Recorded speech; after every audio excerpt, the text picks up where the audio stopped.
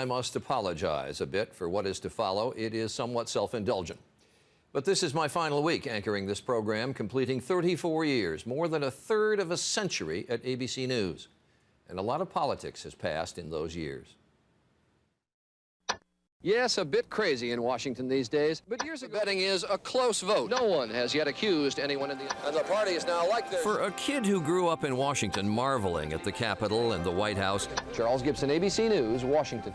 It's a pretty great profession that gets you inside the gates to report on those who live there. Now it will be just Carter and Reagan one-on-one. And work there. Well, Mr. President, it's been very enjoyable to ride in your car and to fly in your plane. And if this is coach class, I'm really curious to see what first class is like. Politics never fails to fascinate. From a capital that is now firmly in Republican hands. Or surprise. It all comes down to the state of Florida. It's not always fun, though. If you fail to disperse, you shall be arrested. A demonstration at the 1984 Democratic Convention. Police told me to move behind the lines. I said no, not unless the other networks have to move. And then I decided the most important thing in the world was my two-way radio. And the next thing I knew, after an hour in handcuffs, I was released with my radio. Charles Gibson. People always ask about interviewing presidents or ex-presidents. I started with Richard Nixon so long ago we couldn't find the tape. This picture that you're seeing of applause... Jerry Ford. I had the chance to watch him in his hotel suite at the Republican Convention in 1976 as he watched himself be nominated for president. It was all concentration on those television sets. I was 33 years old and couldn't believe my good fortune. Then talking to him after his defeat. The press gave me a very hard time about hitting spectators on the golf courses. Jimmy Carter, always gracious in an interview. Ronald Reagan. Once and for all, were you trading arms for hostages? No.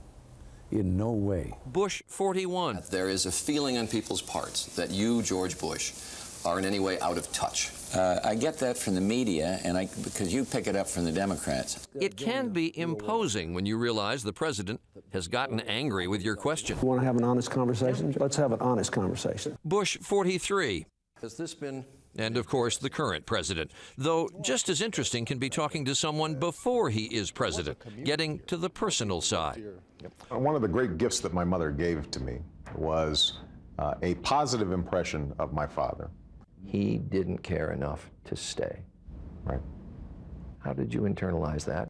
My conclusion is that some of my drive comes from wanting to prove that he should have stuck around. Or the vice president, Joe Biden, moving when he talked about the tragic death of his young daughter and first wife. You say despair leads people to cash it in.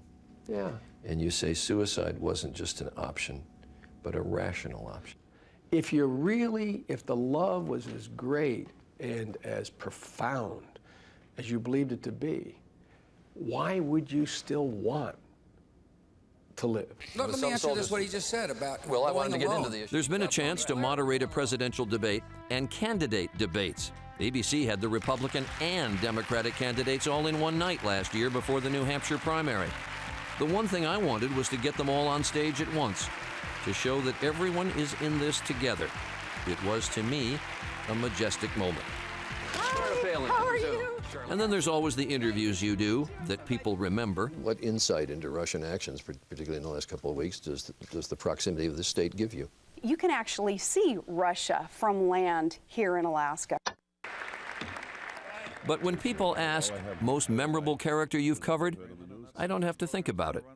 What are you going to do on opening day? Won't you... I'm going to stay as far away from here as I possibly can.